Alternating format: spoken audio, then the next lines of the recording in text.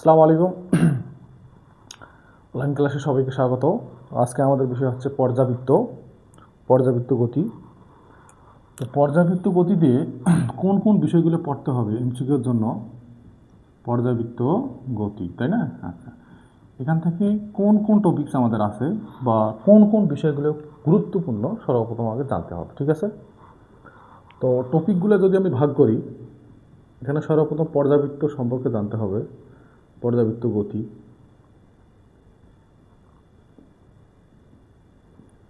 তারপর জানতে হবে স্পন্দন গতি, সরল সন্ধিত স্পন্দন গতি, স্পন্দন গতি এমসিকিউর জন্য, ঠিক আছে? আমরা কিন্তু এমসিকিউর জন্য পড়তেছি। ওকে, কি কি জানতে হবে? বিভিন্ন সংজ্ঞা জানতে হবে, সরল সন্ধিত স্পন্দন গতির বিভিন্ন সংজ্ঞা জানতে হবে। তারপর বিভিন্ন সমীকরণ জানতে হবে, সরল দোলক সম্পর্কে জানতে হবে এখানে। তারপর সরল দোলকে আবার বিভব শক্তি গতিশক্তি সম্পর্কে জানতে হবে।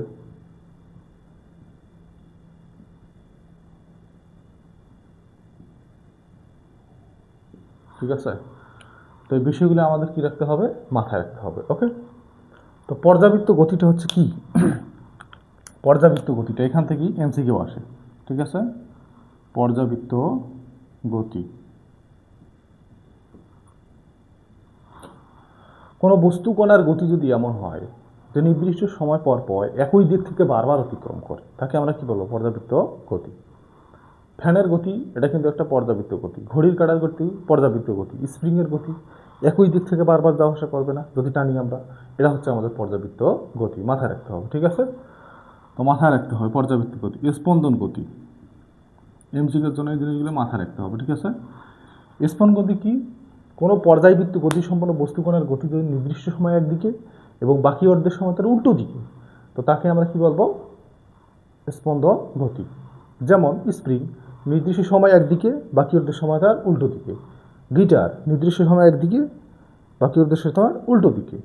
তারপর হচ্ছে আমাদের দোলনার গতি, নির্দিষ্ট সময় একদিকে, বাকি অর্ধেক সময় তার উল্টো দিকে। তো এই ধরনের গতিগুলোকে আমরা বলবো স্পন্দন গতি। উদাহরণগুলো আমাদের সেট করে রাখতে হবে মাথায়, ঠিক আছে?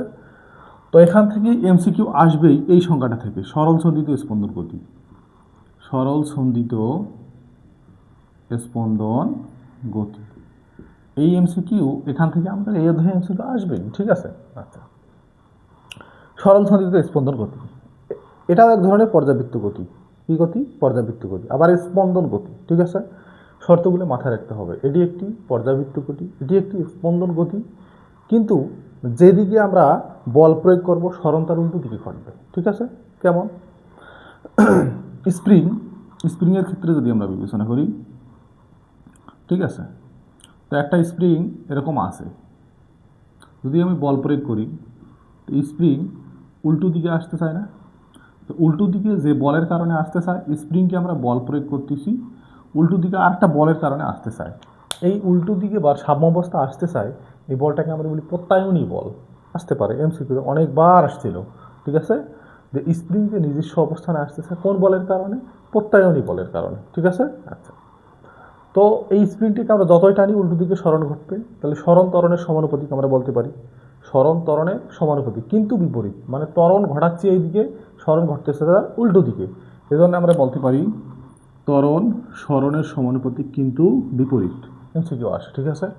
তো এটি একটি কী গতি? পর্যাবৃত্ত গতি। এটি একটি কী গতি? স্পন্দন গতি। এটি ত্বরণ সরণের সমানুপাতিক, আবার কি? বিপরীতমুখী, ঠিক আছে? মাথায় রাখতে হবে এই সংজ্ঞাগুলো, অর্থাৎ পয়েন্টগুলো মাথায় রাখতে হবে, ঠিক আছে? আচ্ছা, এখানে আর বিষয়গুলো মাথায় রাখতে হবে, সরল সন্ধিত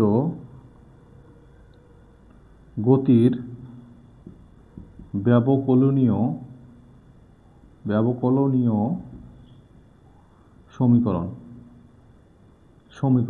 সমীকরণটা কেমন? এটা হচ্ছে d square x dt square plus omega square x সমান কি? 0। এ হচ্ছে আমাদের সরল সন্ধিত গতির ব্যবকলনীয় সমীকরণ। এমসিকিউতে আসতে পারে নিচের কোনটি সরল সন্ধিত স্পন্দনের ব্যবকলনীয় সমীকরণ। তো এখান থেকে কী ধরনের ম্যাথ আসতে পারে, এখান থেকে যদি এরকম আসে, ঠিক আছে, যদি এরকম দেয় যে 6d² x dt² plus 36² x সমান 0 আসতে পারে এখান থেকে। এখান থেকে যদি আমরা তুলনা করি, কি করি আমরা তুলনা করি যে কৌণিক কম্পাঙ্ক কত, মানে ওমেগা, ওমেগা কৌণিক কম্পাঙ্ক, কৌণিক কম্পাঙ্ক, ঠিক আছে। আচ্ছা, তাহলে ওমেগা স্কয়ার সমান কি হচ্ছে, তুলনা করলে আমাদের 36², তাই না, 36², তাহলে ওমেগা সমান কি হচ্ছে 36। ওকে, তো এখান থেকে আমরা চাইতে পারি আবার পর্যায়কাল চাইতে পারে, ওমেগা সমান আবার 2π/t আমরা জানি 36, তাহলে এখান থেকে আবার কি পর্যায়কাল আমরা হট করতে পারি। তো এই সমীকরণ থেকে সমীকরণটা আসতে পারে, সর্বোচ্চই ম্যাথ আসতে পারে, ঠিক আছে। আচ্ছা, এই সরল সন্ধিত স্পন্দন ব্যবকল সমীকরণ একটা সমাধান আছে, ওখান থেকে প্রচুর ম্যাথ আসে এবং অনেক আসে, ঠিক আছে। তো ব্যবকল সমীকরণের সমাধানটা একটু আমরা দেখি। ওকে,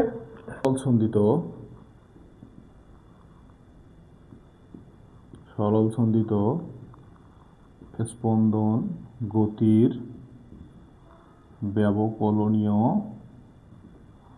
সমীকরণের সমাধান, সমাধান। ওকে, তো সূত্রটা কি আমাদের সমাধানটা। আচ্ছা, এখন আমাদের সমাধানটা সম্পর্কে জানতে হবে। x সমান a sin omega t plus কি ডেল। ওকে, আচ্ছা, এখানে x হচ্ছে সরণ, এ হচ্ছে আমাদের বিস্তার, ওমেগা তো কৌণিক কম্পাঙ্ক পড়াইলাম, আর ডেল হচ্ছে আমাদের এখানে আদি দশা, আদি দশা। তো এই সমীকরণটা আসে, আবার এই সমীকরণ ম্যাথ আসে, ম্যাথ করাচ্ছি, তার আগে কয়েকটা জিনিস জানতে হবে। সরণের সূত্র জানতে হবে, সরণ x সমান a sin ওমেগা টি, ঠিক আছে।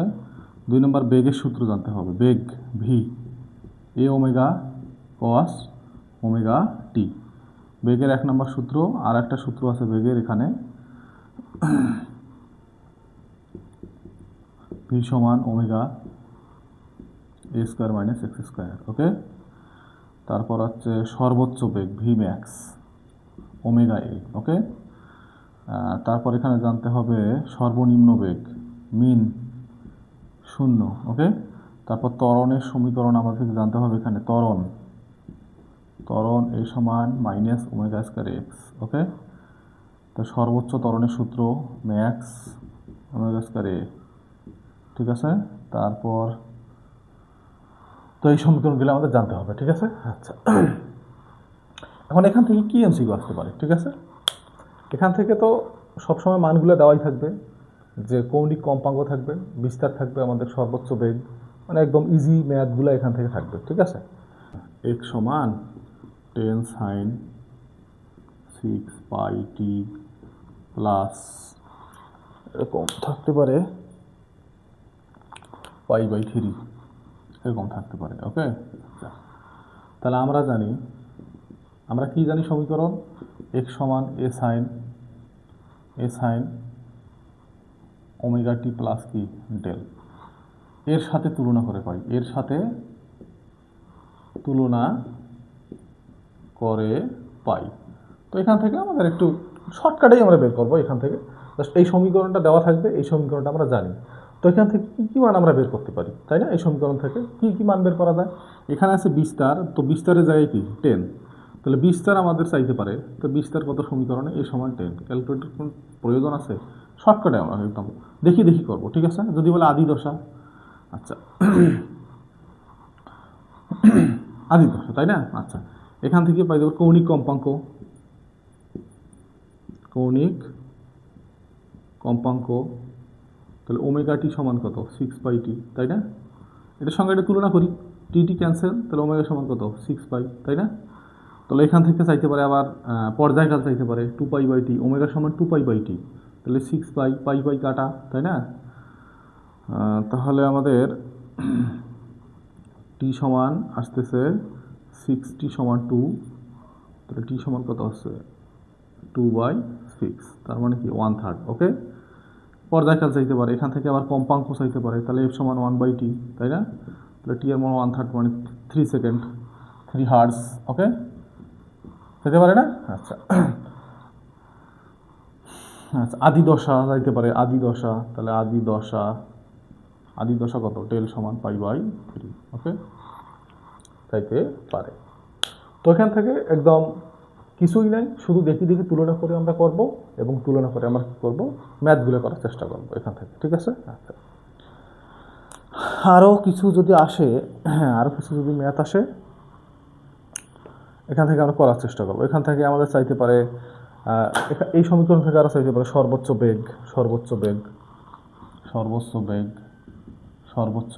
বেগ ভি সমান ওমেগা এ, তাই না? ম্যাক্স সূত্র তো দেখাইলাম, ওমেগার মান কত? ওমেগার মান 6π, এই যে 6π প্লাস গুণন বিস্তার কত? 10, তাহলে কত হলো? 60π, ওকে। এখান থেকে আসতে পারে সর্বোচ্চ ত্বরণ, আসতে পারে এখান থেকে সর্বোচ্চ ত্বরণ। তো ত্বরণের সূত্র তো আমরা শিখলাম, ওমেগা স্কয়ার কি এ, তাই না? তো ওমেগার মান আছে, এর মান আছে, বসাই দিলে ওকে। এই সমীকরণটা মাস্ট বি এর ক্ষেত্রে খুবই ইম্পর্টেন্ট ম্যাথের জন্য, ঠিক আছে? জাস্ট খালি আমরা তুলনা করে বসাই দেবো, আর কিছুই নেই এখানে, ওকে। আচ্ছা, তো সরল দোলকের যে সূত্রগুলো আছে, এই সরল দোলকের সূত্র সমাধান আমি জানতে হবে, ঠিক আছে? আচ্ছা, এখানে দুইটা সূত্র খুবই ইম্পর্টেন্ট। একটা হচ্ছে আমাদের দৈর্ঘ্যের সূত্র, ঠিক আছে? দৈর্ঘ্যের সূত্র। তো সরল দোলকের বিস্তারটা কিন্তু 4 ডিগ্রির মধ্যে থাকতে হবে, 4 ডিগ্রি বেশি যাওয়া যাবে না। অর্থাৎ এরকম যদি সরল দোলক হয়, টেনে নিয়ে যাব সর্বোচ্চ 4 ডিগ্রি, মানে এই বিস্তারটা থিটাটা হইতে হবে কয় ডিগ্রি? 4 ডিগ্রি। 4 ডিগ্রি বেশি আমরা যাব না, ঠিক আছে? তো 4 ডিগ্রি বেশি হওয়া যাবে না। তাহলে প্রতিটি দোলনের দোলনকাল টি, সরল দোলকের কার্যকরী দৈর্ঘ্যের বর্গমূলের সমানুপাতিক। এটা হচ্ছে আমাদের দৈর্ঘ্যের সূত্র। কার সূত্র? দৈর্ঘ্যের সূত্র, ঠিক আছে? যে বিস্তার 4 ডিগ্রির মধ্যে থাকতে হবে, তাহলে প্রতিটি দোলনের দোলনকাল আর সরল দোলকের কার্যকরী দৈর্ঘ্যের বর্গমূলের সমানুপাতিক, এটা জানতে হবে, ঠিক আছে? তো এখান থেকে এই এমসিকিউটাও আসতে পারে, আবার যেহেতু সমানুপাতিক এইভাবে থাকবে সাজার পরে T2/T1 সমান √L2/L1, ঠিক আছে? মাথায় রাখতে হবে, ওকে। এই যে T1 সেকেন্ড দোলক পড়ার আগে দৈর্ঘ্যের সূত্র হচ্ছে, ত্বরণের সূত্রটা আগে পড়ে নেই। ত্বরণের সূত্র বলছে বিস্তার 4 ডিগ্রির মধ্যে থাকলে প্রতিটি দোলনের দোলনকাল অভিকর্ষ ত্বরণের বর্গমূলের কি ব্যস্তানুপাতিক, মাথায় রাখতে হবে। তো এই সমীকরণটা যদি সাজাই আমার কি হয়? T2/T1 √G1/G2, ঠিক আছে? আচ্ছা, এই যে T1 হচ্ছে আমাদের সেকেন্ড দোলক। সেকেন্ড দোলক যে দোলকের দোলনকাল 2 সেকেন্ড তাকে আমরা কি বলি? সেকেন্ড দোলক। অর্থাৎ T1 এখানে আমাদের 2 সেকেন্ড, ঠিক আছে? T1 কয় সেকেন্ড? 2 সেকেন্ড। সেকেন্ড দোলক, তাহলে দোলনকালের আমার একটা সমীকরণ আছে, দোলনকালের সমীকরণ জানতে হবে 2π√L/G, মাথায় রাখতে হবে, ঠিক আছে? এই দোলনকাল, সেকেন্ড দোলকের দোলনকাল T সমান 2 সেকেন্ড, জি এর মান 9.8 পৃথিবীতে, তাহলে এল কার্যকরী দৈর্ঘ্য বের করা যায় না? তাহলে দোলকের কার্যকরী দৈর্ঘ্য, সেকেন্ড দোলকের এমসিকিউ আসতে পারে, সেকেন্ড দোলকের কার্যকরী দৈর্ঘ্য এল 0.9924, ঠিক আছে? এটা মাথায় রাখতে হবে, ঠিক আছে? এটা একটু আমাদের মাথায় রাখতে হবে, মুখস্থ। সেকেন্ড দোলকের কার্যকরী 0.9924, ওকে, মাথায় রাখতে হবে। তাহলে সেকেন্ড দোলকের দোলনকালের সমীকরণ হচ্ছে আমাদের এটা, T সমান 2π√L/G, ঠিক আছে? আর সেকেন্ড দোলকের কার্যকরী দৈর্ঘ্য আমাদের মুখস্থ রাখতে হবে। আচ্ছা, এখন মূল জিনিস আমি বোঝাই। T1 হচ্ছে আমাদের সেকেন্ড দোলক, পৃথিবীতে অবস্থান করতেছে এই সরল দোলকটা। G1 মানে পৃথিবীতে অভিকর্ষ ত্বরণ। আচ্ছা, এই দোলকটা আমি কোথায় নিয়ে যাব? পাহাড়ে নিয়ে যাব। তো পাহাড়ে নিয়ে যাওয়ার ফলে অবশ্যই উপরে যেহেতু নিয়ে গেছি, জি এর মানের পরিবর্তন ঘটবে, অবশ্যই ওই দোলকের দোলনকালেরও পরিবর্তন ঘটবে।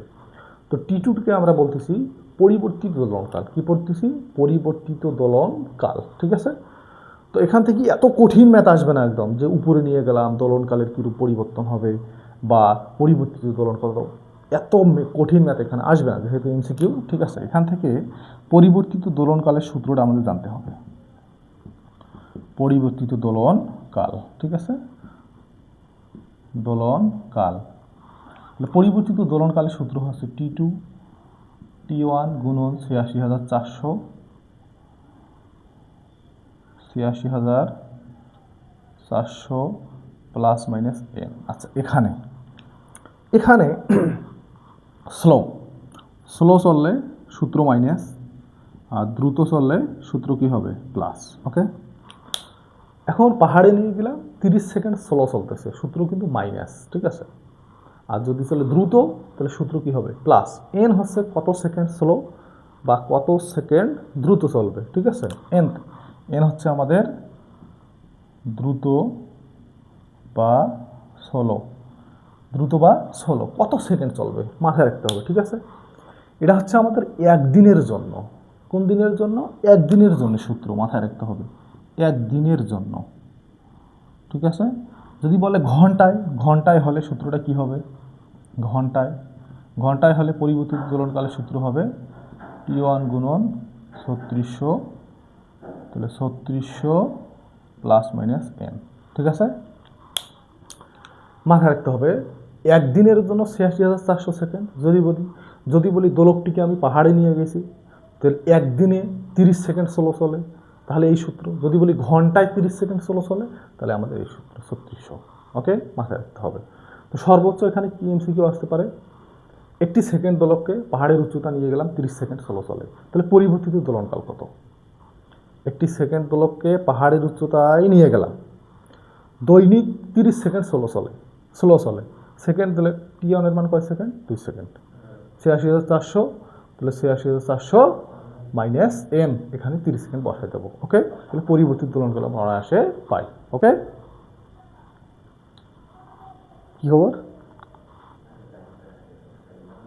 কোথায় আসছে? আসো, হ্যাঁ দাও না কেন, ক্লাস চলুক। হ্যাঁ রেডি হন, খাওয়া দাওয়া করি, যাই দুটা খাও।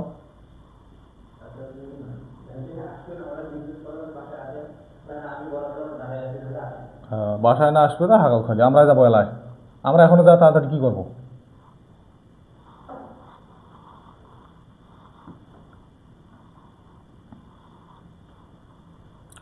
এখান থেকে যদি এরকম আসে যে সেকেন্ড দোলককে পাহাড়ে নিয়ে যাওয়ায় একদিনে 30 সেকেন্ড স্লো চললে পরিবর্তিত দোলনকাল কত? পরিবর্তিত দোলনকাল কত? তো T2 ৮৬,০০০, T1 গুণন ৮৬,৪০০, তাহলে ৮৬,৪০০ মাইনাস n। ওকে, এখান থেকে বসাই দেবো। তাহলে T1 2 সেকেন্ড দোলক ৮৬,৪০০, ঠিক আছে, ৮৬,৪০০ মাইনাস 30 সেকেন্ড, এই হচ্ছে আমাদের ম্যাথ। সর্বোচ্চ এখান থেকে এই ম্যাথগুলো আসতে পারে। ওকে, তো দৈর্ঘ্যের সাথে দোলনকালের সূত্র আমি দিলাম, অভিজ্ঞ ত্বরণের সঙ্গেও এখানে দিলাম। তো এই ম্যাথগুলি কীভাবে আসতে পারে? এই ম্যাথগুলো একটু কঠিন, না আসার চান্স কম, কিন্তু তবু আমরা ম্যাথগুলো একটু দেখবো। ঠিক আছে, কীভাবে আসতে পারে একটি ম্যাথ? যেমন আসতে পারে সেকেন্ড দোলকের কার্যকরী দৈর্ঘ্য 50% বাড়ালে পরিবর্তিত দোলনকাল কত? পরিবর্তিত দোলনকাল কত? প্রশ্নটা কি এখানে? সেকেন্ড দোলকের কার্যকরী দৈর্ঘ্য 50% বাড়লে পরিবর্তিত দোলনকাল কত? তার মানে আদি একটা সেকেন্ড দোলক, তাহলে T1 তো 2 সেকেন্ড আছে, T1 আমাদের কয় সেকেন্ড আছে? 2 সেকেন্ড, সেকেন্ড দোলক। T2 নাই, পরিবর্তিত দোলনকাল কত? আবার কার্যকরী দৈর্ঘ্য কত পার্সেন্ট বাড়াইছি? 50% বাড়াইছি। তার মানে দৈর্ঘ্য L2, L1 প্লাস L1 এর কয় পার্সেন্ট? 50%। ব্যাপারটা এরকম। তাহলে 50% মানে হাফ, তাহলে L1 প্লাস L1 50/100, তাই না? এখানে 1.5 হচ্ছে আমার, 1.5 L1। ওকে, তাহলে L2 পাইলাম। তো আমরা তো সূত্র শিখলাম,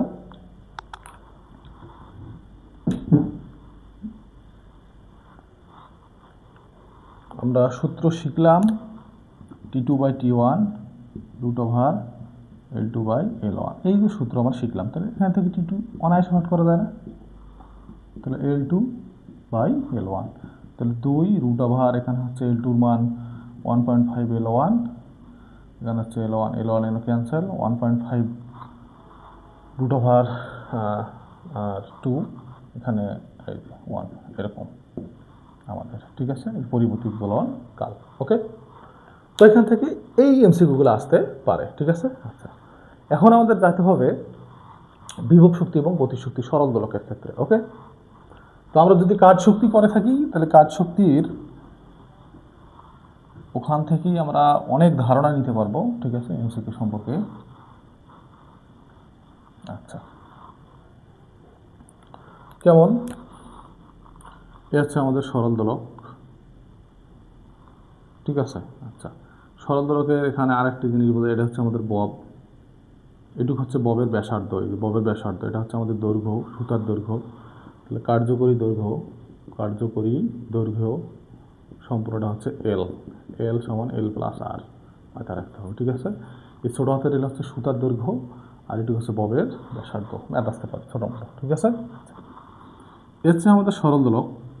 তো এই দোলকটাকে এখানে টানিয়ে নিয়ে আসলাম, ঠিক আছে? আচ্ছা, এখানে একদম এখানে নিয়ে আসলাম সরল দোলককে, টানি। এখানে আমাদের সর্বোচ্চ উচ্চতায় কী শক্তি আছে আমাদের জানতে হবে। সর্বোচ্চ উচ্চতা নিয়ে আসছে, সর্বোচ্চ উচ্চতা বেগ 0, তার মানে কী শক্তি? বিভব শক্তি। তো বিভব শক্তির সূত্রটা এখানে জানতে হবে। তাহলে বিভব শক্তির সূত্র কি? 12kx²। ওকে, এখানে কিন্তু বিভব শক্তি গতিশক্তি উভয় আছে, মাথায় রাখতে হবে। আর এখানে শুধু কী শক্তি আছে? গতিশক্তি। এখানে শুধু গতিশক্তি, সাম্যাবস্থায় গতিশক্তি। তাহলে গতিশক্তির সূত্র আমাদের জানতে হবে 12k² - x², ঠিক আছে? আর এখানে বিভব শক্তিও আছে 12kx², আর এখানে গতিশক্তিও আছে মাঝের বিন্দুতে, তাহলে 12k² - x²।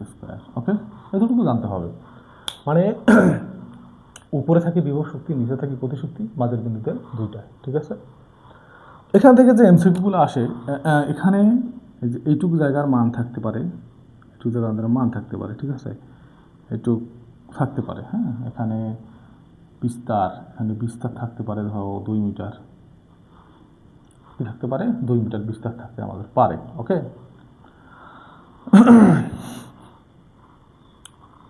এখানে বিস্তার থাকলো 2 মিটার।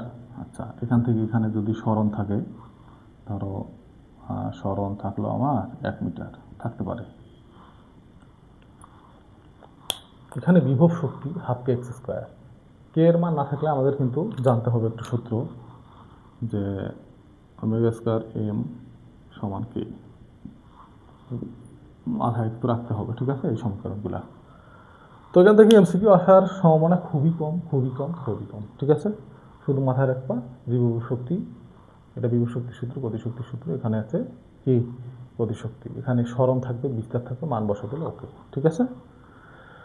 আচ্ছা, এখানে আর কয়েকটা আমাদের গ্রাফ লাগতো, ঠিক আছে? যেমন সরল দোলকের এই সূত্রটা L/G, ঠিক আছে? এখান থেকে যেমন গ্রাফ আসতে পারে, যদি বর্গ করি তাহলে T² 4πa² হয়, L/G থাকতেছে, তাই না? আচ্ছা, এখান থেকে যে গ্রাফগুলো আসতে পারে, তাহলে T² সমানুপাতিক L, T² সমানুপাতিক 1/G, T², এটাকে যদি আমি, আচ্ছা, এখানে গ্রাফ আছে, তাই না? আচ্ছা, এখানে T² L মূলবিন্দুগামী, T² 1/Gও মূলবিন্দুগামী, মাথায় রাখতে হবে, ঠিক আছে? T² 1/G কি? মূলবিন্দুগামী। কিন্তু কখনো যদি T² G নেই, টি স্কোয়ার জি, তখন কিন্তু আর মূল বিন্দুগামী হবে না, তখন অধিবৃত্তাকার হবে। ঠিক আছে, টি স্কোয়ার জি। ওকে, একটু গ্রাফগুলো আমাদের মাথায় রাখতে হবে। ওকে, আর একটা কেস, শুধু লাস্ট একটা কেস আমাদের এখানে পড়তে হবে এমসিকিউর জন্য। ঠিক আছে, লাস্ট একটা কেস আমাদের পড়তে হবে এখানে।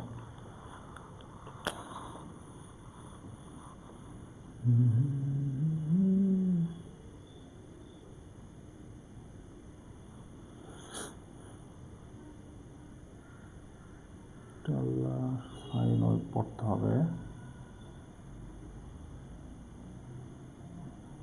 এখানে, ছোট্ট হয়ে গেল। আচ্ছা ঠিক আছে, আমাদের একটু মাথায় রাখতে হবে এখানে টি সমান 0, তাহলে এটা অর্ধ, এটা হচ্ছে পূর্ণ, তাই না? এটা হচ্ছে 2t, মানে এখানে হচ্ছে আমাদের অর্ধ অর্ধ, এখানে আমাদের স্পন্দন ঘটছে অর্ধ, তাই না? আচ্ছা, তরঙ্গ সংখ্যা বা যেটাকে আমরা বলি। আচ্ছা, তো এখানে এই সময়টা এখানে হচ্ছে টি সমান t/2, এখানে সময়টা। ঠিক আছে, আচ্ছা, তাহলে এখানকার সময়টা কি? টি সমান t/4। ওকে, তো আমাদের মাথায় রাখতে হবে যে নিচের যে সমদশা সম্পন্ন আছে জায়গাগুলো, নিচের সমদশা সম্পন্ন জায়গাগুলোতে আমাদের বিভব শক্তি আছে, মাথায় রাখতে হবে বিভব শক্তি। আর উপরের যে সমদশা জায়গাগুলো আছে আমাদের একটু মাথায় রাখতে হবে কী শক্তি আছে? গতিশক্তি। ঠিক আছে, তাহলে গতিশক্তির সূত্র কি? হাফ কে এ স্কোয়ার মাইনাস এক্স স্কোয়ার। ওকে, আর বিভব শক্তির সূত্র কি? ইপি সমান হাফ কে এক্স স্কোয়ার, মাথায় রাখতে হবে। ঠিক আছে, তো এই জিনিসটা একটু মাথায় রাখতে হবে। ঠিক আছে, আচ্ছা, তো এই জায়গাটা হচ্ছে আমাদের কি পাইলাম? t/4, তাহলে এটা কি 2t/4, এটা জায়গা কি 3t/4, এই জায়গাটা কি 5t/4, এই জায়গা কি 7t/4। ঠিক আছে, আচ্ছা, যা হোক এইটুক জায়গায় যদি t/4 হয় তাহলে এইটুকুর সঙ্গে t/4, তার মানে t/2, আবার t/2 সঙ্গে t/4 যুক্ত করে দেবো, এই জায়গার মান পাবো। এই জায়গায় যে মান পাবো আবার তার সঙ্গে t/4 যুক্ত করে দেবো, এই জায়গার মান পাবো। এই জায়গায় যে মানটা পাবো t, তার সঙ্গে আবার t/4 মান পাবো, এখানের মান পাবো। ঠিক আছে, আচ্ছা, এ হচ্ছে আমাদের পর্যাবৃত্ত। ঠিক আছে, এখান থেকেই বাকি এমসিকিউগুলো আমাদের প্র্যাকটিস করতে হবে। অবশ্যই আমি পিডিএফ দেবো, এই পিডিএফ দেখে দেখে সব এমসিকিউ সুন্দর করে প্র্যাকটিস করতে হবে। ঠিক আছে, এই হচ্ছে আমাদের বেসিক। একটা বেসিক সমান 1000 এমসিকিউ এর সমান। ঠিক আছে, এমসিকিউ শুধু প্র্যাকটিস করলাম কিন্তু বেসিক জানলাম না, হবে না কখনো। ওকে, তো বেসিক জানার সঙ্গে সঙ্গে এমসিকিউ প্রচুর পরিমাণে আমাদের সলভ করতে হবে। ঠিক আছে, সলভ করতেই হবে এবং সঙ্গে মূল বই পড়তে হবে। ঠিক আছে, যে কোনো একটি মূল বই, বেশি না, যে কোনো একটি মূল বই ভালো করে পড়তে হবে। ঠিক আছে, শামসুর রহমান সেলু, এই মূল বইটা খুবই সুন্দর করে পড়তে হবে। সবাইকে ধন্যবাদ, আসসালামু আলাইকুম।